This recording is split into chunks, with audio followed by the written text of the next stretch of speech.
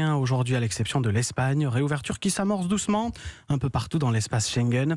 Enjeu colossal pour le secteur du tourisme qui attend la relance. C'est capital pour la Grèce notamment. Le tourisme, c'est 20% du PIB. Le pays attend les touristes. Urgence constatée par Jean-Sébastien Soldani au Cap Sounion, au sud-est d'Athènes, sur les bords de la mer Égée. C'est en regardant le temple de Poséidon, dieu de la mer, que Yanis espère une vague de touristes. Son restaurant est prêt, mais il n'a aucune idée sur ce qu'il va se passer à partir d'aujourd'hui. On est paumé. On doit attendre de voir. Le mois de juin, c'est fini. De la même manière que nous avons peur, les touristes ont peur. Ils savent que le pays est sain, mais ils ont peur en étant dans leur pays. Allez, n'ayez pas peur et venez profiter.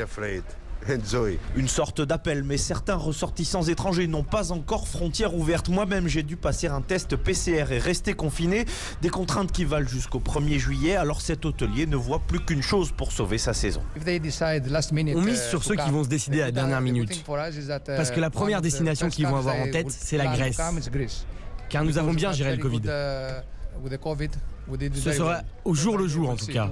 On est prêt, mais nous voulons ces touristes. Nous les voulons.